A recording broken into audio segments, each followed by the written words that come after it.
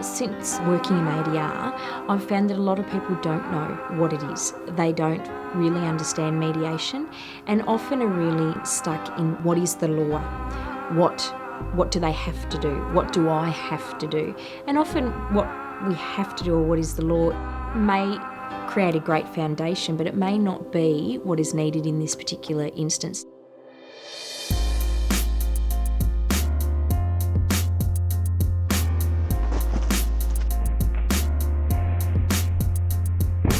So the parkour mediation was my first involvement in appropriate dispute resolution. It was a big one. I'd done a lot of training about fences, parking cars, putting bins out, that sort of stuff. And here we had a group of teenage boys, the police, a local council, neighbourhood renewal, and, our reputation really. Really, there was a lot on the line for a small town.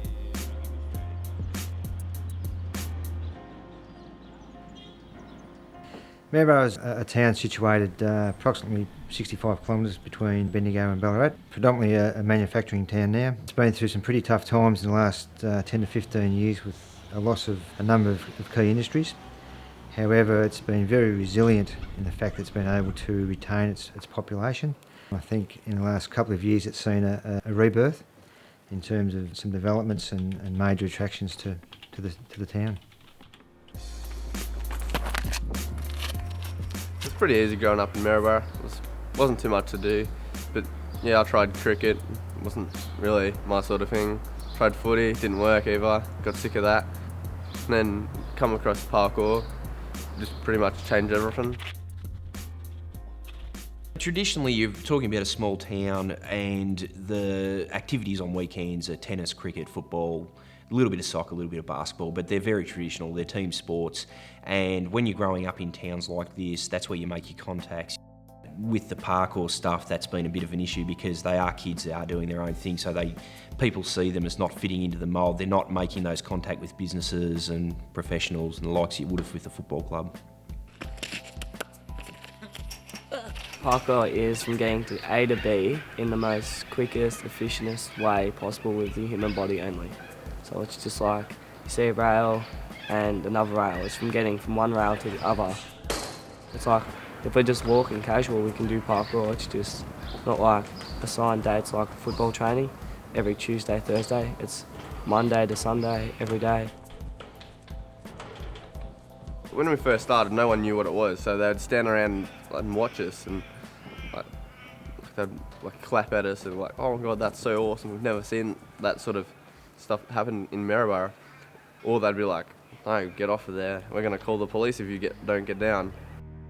The first time the neighbourhood renewal team came in contact with the boys, we were actually working away in the office and Marg called me into her office, my supervisor, and said, you better have a look at this. And there was a set of legs going past her window.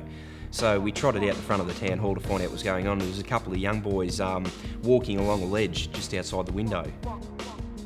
Maryborough had never seen anything like parkour before. For us it was a new activity. Certainly there was a lot of perceived intimidation. When you get 10 to a dozen boys of 15, 16, 17 years of age who are quite big lumps of lead, some of them, there's a certain amount of intimidation that occurs. Some of the complaints that were coming in were from the traders in town. Now, Maryborough is an aged population. We do have a high number of retirees in the town. And one of the concerns were that they were being frightened away from businesses where the boys were practicing near. 14 to 18-year-old boys jumping around, being very boisterous next to your business did tend to make people avoid the area. We're getting feedback that I don't want to go to the library because I don't feel safe going there. We know for a fact too that there was a certain amount of damage being done to our infrastructure because of the activity. So there were some real concerns about the activity and the effect it was having on our community and our infrastructure, and we felt we had to address it sooner rather than later. Public perception that they were a group of young guys causing trouble. The trouble with that is that you had a really good group of young guys that were actually practicing parkour properly in its true form, and they were getting a lot of the blame because they were easily identified. We're just hard on the outside, soft on the inside. We're little teddy bears. We wouldn't hurt anyone. like we know we're not trying to break it or harm anything or anyone, and they're just like, it feels like they're trying to blame everything on us. From their point of view, we're doing the right thing. They were engaged in activity. They were only just using public space. They weren't hurting anyone, but they knew that people were upset with them. They knew that people were making complaints. They were just a little bit confused.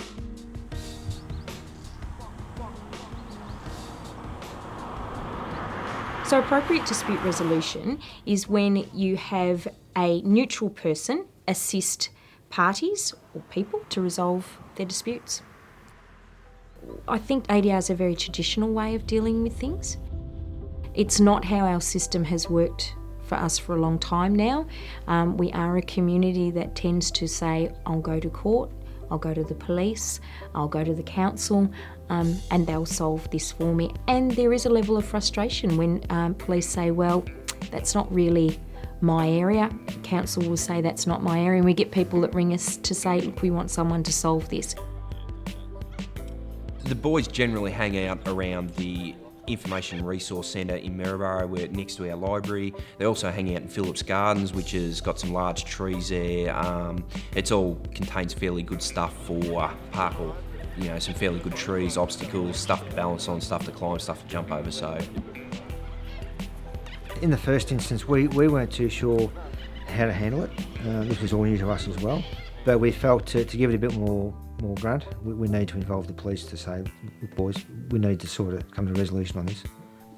Over a period of time, we had the complaints and members would be called down, and the major problem was the botanical gardens, the Phillips Gardens in Maryborough.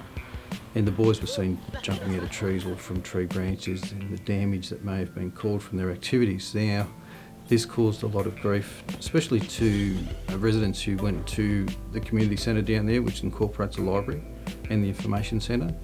And that's where the intimidation of the elderly folk came on board, and young parents with prams and so forth. And through those investigations, we were able to get their side of the story of how it's an activity and they're not there to damage, so to speak. But although they have that, and they say that they're not damaging, the perception was that damage occurred was from their behaviour and their activities. it's a small town, and when there's any sort of investigation or any issue like this, it gets out very quickly. Every man and his dog seems to know within a matter of minutes. So therefore, all of a sudden, the whole town's looking at the parkour boys saying, well, you're trouble. In regards to investigating young people, we have to look at the whole scope of things, the impact that it can have on that person and their family. So we tried to really get the parents involved, and that's occurred, and one of the parents has been very active on behalf of the boys. At first, I think some of them sort of got their guards up a little bit and were like, well, we're not doing anything wrong, leave us alone. And then some of them sort of thought, well, we've got to figure out a way that we can keep doing this and not get in trouble for doing it, or they're going to stop us. You know, the council or the police will ban us from doing it. And that was Hayden's main worry, because he was trying to say, look guys, this is what I believe in and this is what I want to do, and I want to run a group of kids to be able to do it with, and we want to be seen as kids that are healthy and out there in the fresh air instead of at home on the Xbox.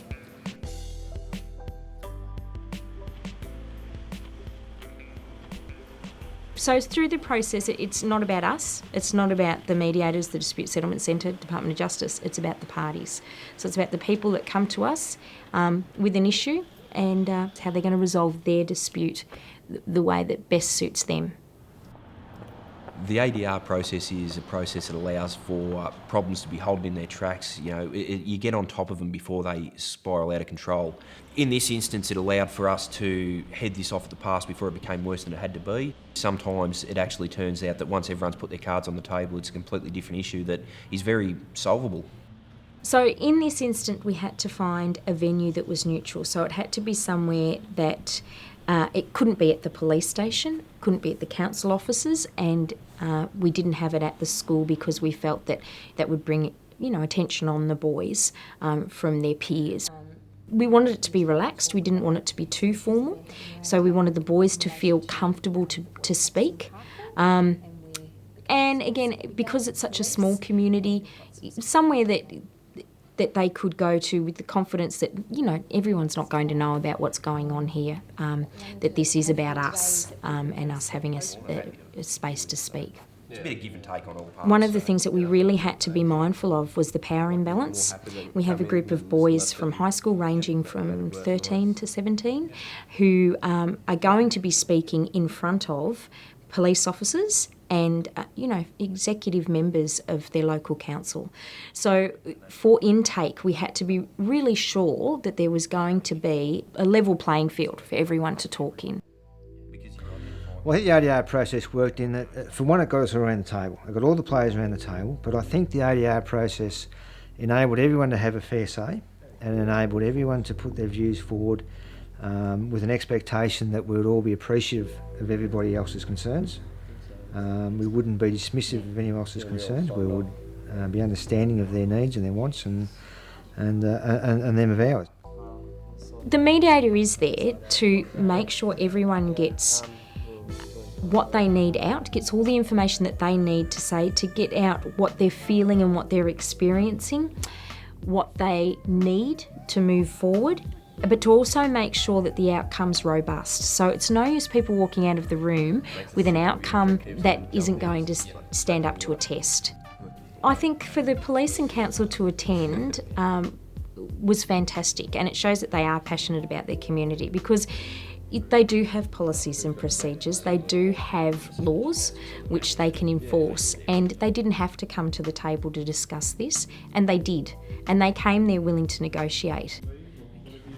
I felt good because having people there listening made it feel better, because we got to express exactly how we feel, answered questions from people freely. We didn't just hold back on anything. We got to say exactly what we wanted to say. We felt really respected.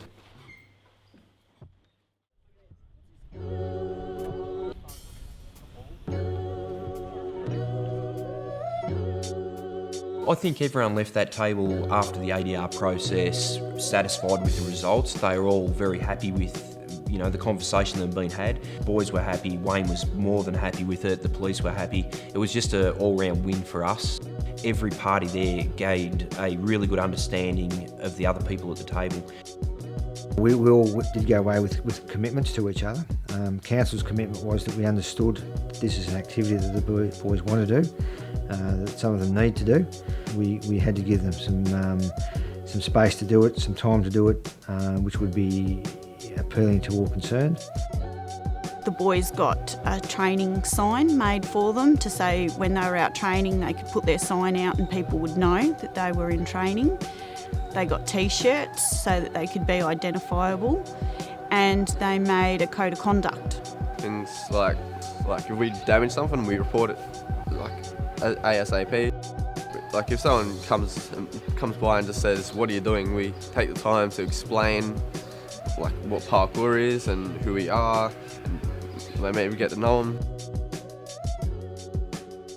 When we started the meeting, I had the impression I was going in there to meet with a group of young boys who needed some guidance perhaps and some instruction on what they were doing. After the meeting, I felt I left the meeting and I'd been talking to a group of young men. ADR works because it allows everyone to have an equal amount of say. It's relaxed, it's a chance for people to come together, put it all on the table and clear the air, and it also, because it's a mediated, facilitated meeting, people get a chance to come to a really good resolution that works for everyone. It's the nature of the community we work with that disputes are always going to arise, and there are always going to be different issues. There's different types of issues, but this is one method that works for all kinds of disputes that we can use to solve these issues as they arise. ADR is about having that safe space to talk, but also about being listened to, because often our frustration when there is a dispute is that someone isn't listening. It is so open. It's really bring us something and we'll help you solve it. We'll help you find a safe space to get together and have a chat.